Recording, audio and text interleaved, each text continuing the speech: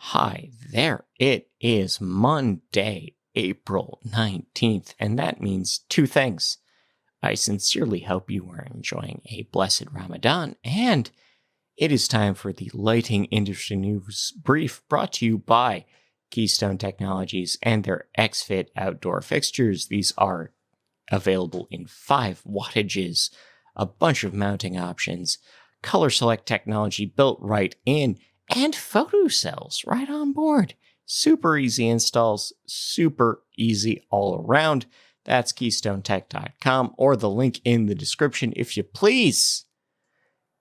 And into the news, the DOE is anticipating that SSL will continue to be relevant in energy savings, not just for being solid-state lighting, but because solid-state lighting will be getting better as we go forward.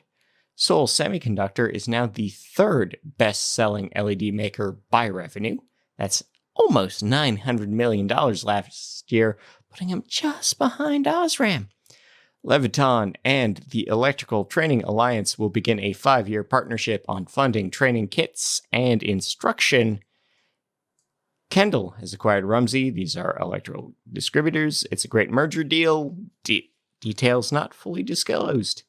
Energy Focus has partnered with Batteries Plus Bulbs on a national distribution deal.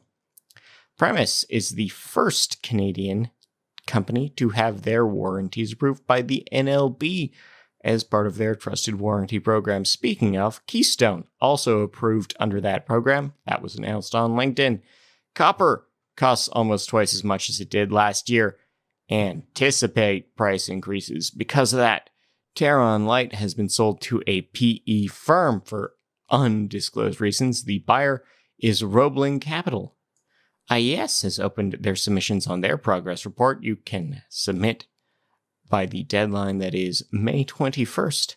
Huajing will be expanding their UVC offerings. They're Taiwanese. They're planning on growing that point of their portfolio by 10%. Delos Canada is entering the Human-Centric lighting market. They're a new company. Retrolux has partnered with Light Efficient Design. Their contractor catalog is now available on the app. Get a Grip on Lighting, episode 183, features Craig Fox and Wendy Kaplan on Leducation.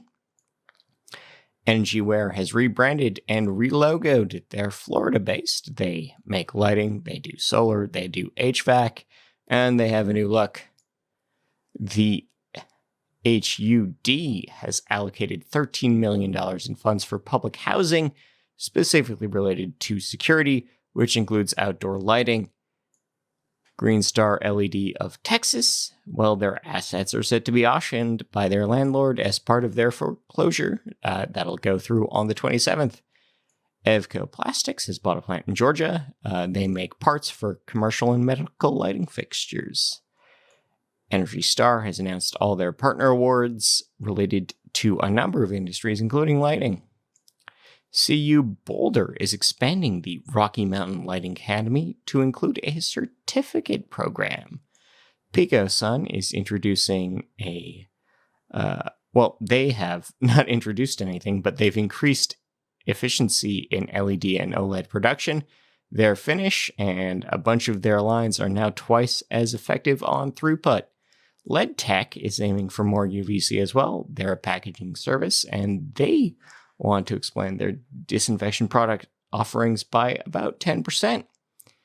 The US ITC is probing LED imports for patent infringement. More details to come. You have a webinar on the 28th for the DLC's Luna program. This is related to dark sky products. That's going through again, April 28th.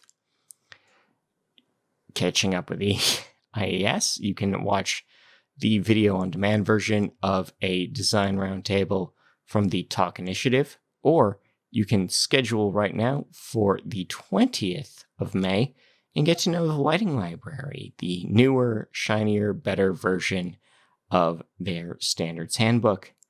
In rep agencies, Panasonic has partnered with Interlight in BC.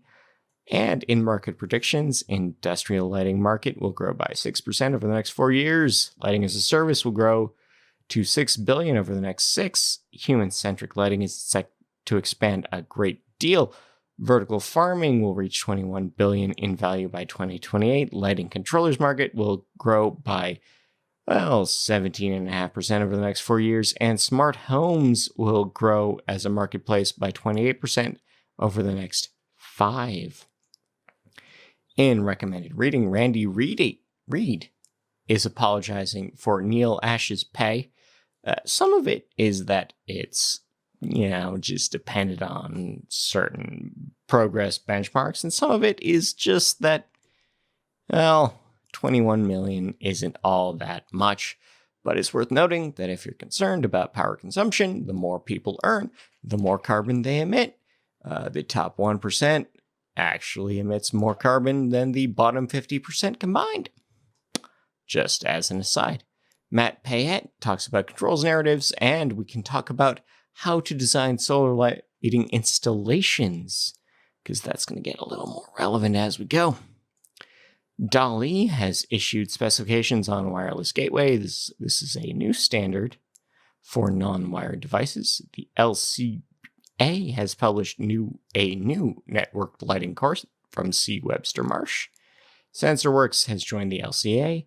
And as a security reminder, a whole casino got hacked because no one put a firewall on the IoT aquarium controls.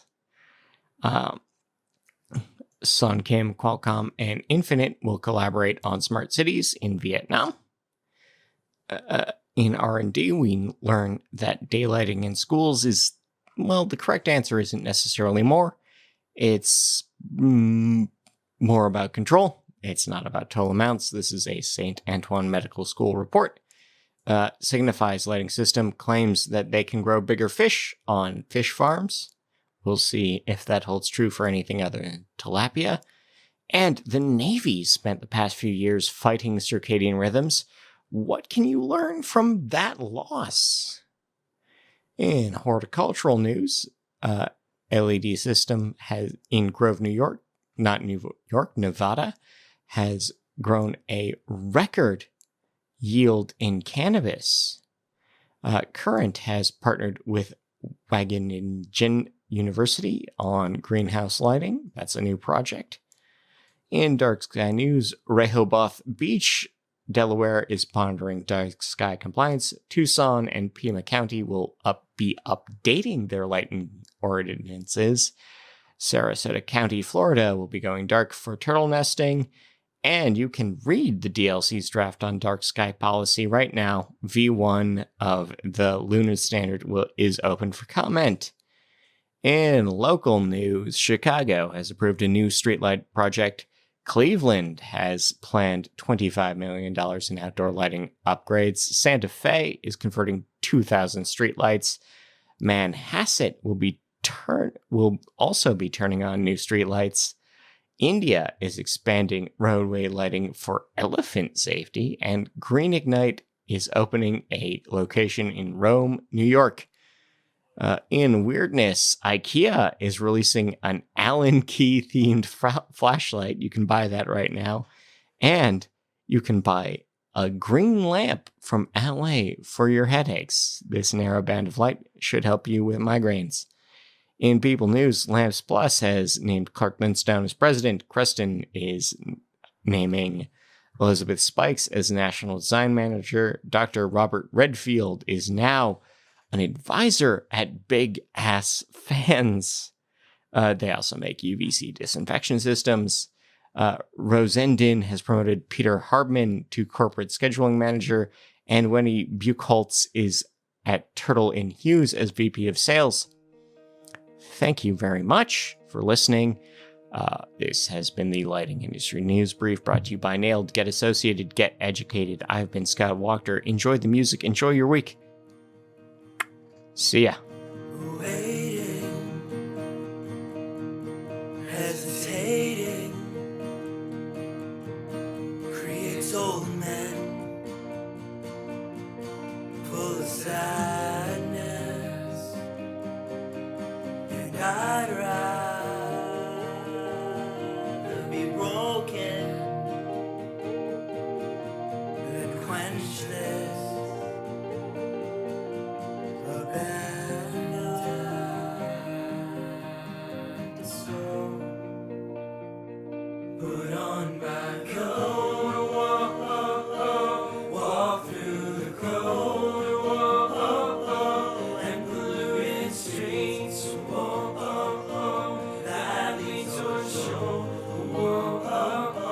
I'll see this through, night falls too soon, so I choose you while we're in full bloom, while we're in full bloom.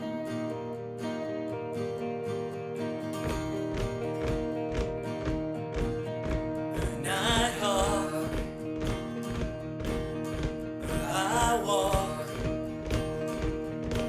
the same nights again and again. We're looking, always looking for fast friends. So put on my coat, walk through the cold, and polluted streets, that lead towards shore. I'll see this through, night falls too soon, so I choose you while we're in full bloom, while we're in full bloom.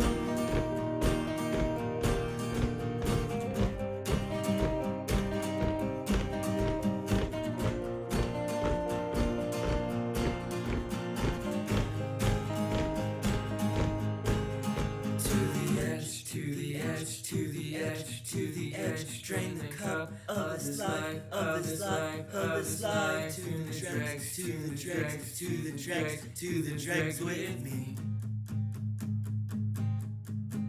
With each breath, with each breath, with each breath, with each breath. Drain the cup of this life, of this life, of this life. To the dregs, to the dregs, to the dregs, to the dregs with me. Second,